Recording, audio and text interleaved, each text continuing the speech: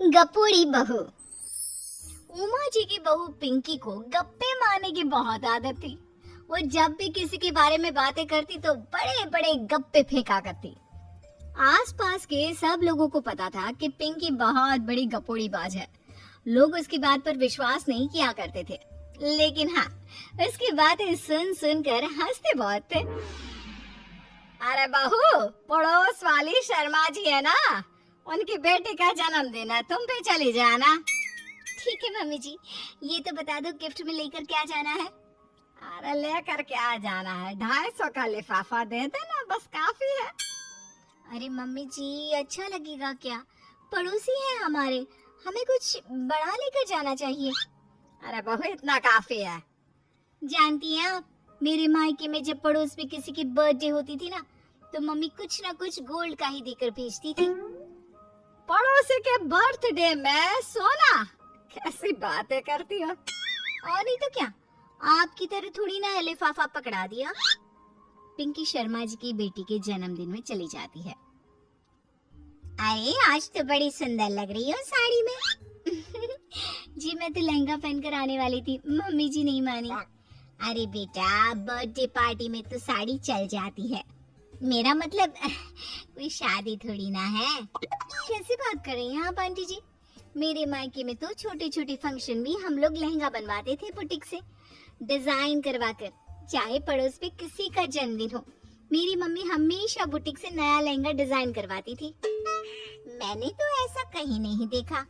ये तो तुमने आज बड़े कमाल की बात बताई। अरे जाने दीजिए, कोई बात नहीं। और बताइए, आपकी बेटी नजर नहीं आ रही? अरे भाभी, मैं यहाँ हूँ। ये देखिए मेरा ड्रेस कैसा लग रहा है? ठीक ही है, मतलब बर्थडे के हिसाब से थोड़ा हल्का है ना। अरे भाभी, इतना सुंदर गाउन पहना है मैंने। मैं ना शादी से पहले अपने बर्थडे पर हमेशा जरी वाला लहंगा पहना करती थी। यही मैं तुम्हारी मम्मी को भी बता रही थी। इसके बाद केक काटने का प्रोग्राम शुरू होता है। सब लोग इकट्ठे हो जाते हैं। शर्मा जी की बेटी का केक देखकर पिंकी से रहा नहीं जाता। उसके अंदर का गपोड़ी बाज बाहर निकल कर आ जाता है। अरे इतना छोटा सा केक! अरे बेटा, मेहमानों के हिसाब से ही है, जितने लोग इतना बड़ा केक। आंटी जी, कम से कम 4 या 5 मंजिल वाला केक तो बनाना चाहिए था। आपकी बेटी का बर्थडे रोज रोज थोड़ी ना आता है। मेरे बर्थडे पर हमेशा पापा 4 केक बनवाते थे। सारे केक 4-4 मंजिल के होते थे। वहाँ पर सारे लोग उमा जी के मोहल्ले के ही थे और वो पिंकी के गप्पे मारने की आदत से अच्छी तरह वाकिफ थे, इसलिए सब लोग उसकी बात सुनकर हंसने लगे, लेकिन किसी ने पिंकी से कुछ नहीं कहा। एक दिन सुबह सुबह पिंकी ने अपनी सास से कहा, मम्मी जी, मेरे मम्मी पापा मुझसे मिलने के लिए यहाँ आ रहे हैं। अरे वाह, ये तो बहुत अच्छी बात है। उनके आने की तैयारी करो, अच्छा अच्छा खाना बनाओ। वैसे कब तक आएंगे? मम्मी जी फ्लाइट से आ रहे हैं, कल शाम को 4 बजे की फ्लाइट है। फ्लाइट? लेकिन बेटा, तेरा मायका तो यहाँ से 2 घंटे की दूरी पर है। तेरे मम्मी पापा फ्लाइट से कब से आने लगे? अरे मम्मी जी, आपको पता नहीं है, मेरे मम्मी पापा ना आधे घंटे की दूरी के लिए भी फ्लाइट का टिकट बुक करवाती है। अरे गप्पे थोड़े कम मारा करो बहू। कोई फ्लाइट से तब आएगा ना जब यहाँ पर एयरपोर्ट होगा। तुम्हारी मम्मी क्या उड़कर आएगी घर में? अरे हाँ मम्मी जी, मैं तो भूल ही गई थी। वो क्या ना, मेरे मम्मी पापा हमेशा फ्लाइट से ही ट्रैवल करते हैं, तो मेरे दिमाग से ही निकल गया था। अगले दिन पिंकी के मम्मी और पापा पिंकी से मिलने के लिए उसके घर आते हैं। आइए आइए जी, आपका बहुत बहुत स्वागत है। और समधन जी, हमारी बेटे की कोई शिकायत तो नहीं ना? ठीक से संभाल लिया है ना आपका घर? अरे मेरी बहू बहुत समझदार है, घर का काम बहुत अच्छे तरीके से करती है। बस थोड़ा ज्यादा बोलने की आदत है उसे, आपको परेशान करती होगी ना? बात तो आपकी सही है, उसकी थोड़ा ज्यादा नहीं बहुत ज्यादा बोलने की आदत है। लेकिन कोई बात नहीं, आपकी बेटी दिल की बहुत अच्छी है, बस थोड़ा बोलती ही तो ज्यादा है। पिंकी बेटा, इधर आओ, देखो तुम्हारे मम्मी पापा आए हैं। तुमने इनके लिए खाना तो बना लिया ना? वो क्या है ना मम्मी जी, आपसे एक बात कहनी थी।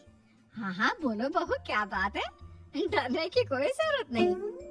वो मम्मी जी, मैंने सोचा मम्मी पापा आए हैं तो खाना बाहर से मंगवा लेती हूँ। अरे कोई बात नहीं बेटा, वैसे भी तुम किचन में काम करने लग जाती तो अपने मम्मी पापा से बात कब करती। बहुत अच्छा किया। अब तुम अपने मम्मी पापा के साथ बैठकर आराम से बात करो, मैं अंदर जाती हूँ।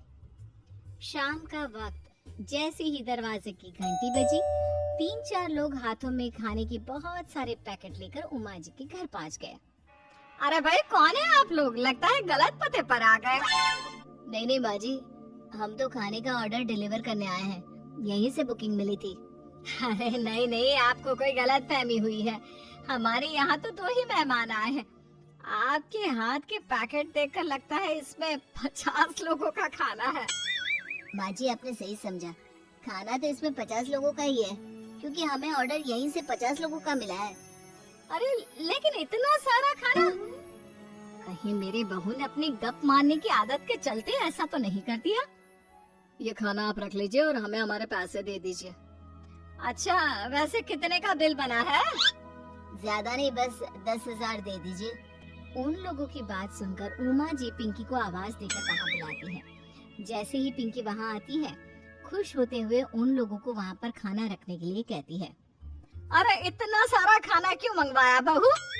अरे मम्मी जी, मैंने आपको बताया तो था, मम्मी पापा आए हैं तो मैं खाना बाहर से मंगवा रही हूँ। ये बात सही है बेटा, लेकिन 2 लोगों के लिए 50 लोगों का खाना? अरे मम्मी जी, कुछ कम पड़ जाए तो अच्छा थोड़ी ना लगता है, और मेरे मायके में तो ऐसा ही होता है, एक्स्ट्रा खाना मंगवाते हैं हम लोग। तभी पिंकी के मम्मी और पापा वहाँ पर आते हैं। अरे बेटा, एक्स्ट्रा खाना मंगवाने का मतलब ये थोड़ी ना होता है कि 2 लोगों के खाने के लिए 50 लोगों का खाना मंगवा लो। और बेटा, तुम्हारी गप मारने की आदत के चलते 10,000 का बिल आया है, तुम्हें नहीं लगता ये गलत है? देखो बहू, बढ़ा चढ़ा कर बातें करना अपनी जगह, लेकिन इतनी बड़ी बड़ी फेंकना भी गलत है ना। पहली बात तो इतने सारे पैसे लगे, और दूसरी बात खाना वेस्ट होगा। आप लोग ठीक कहते हैं, मैं आज के बाद अपनी इस आदत को कंट्रोल करने की कोशिश करूंगी और अब से गप थोड़ी कम मारा करूंगी। पिंकी की बात सुनकर सब लोग हंसने लगे।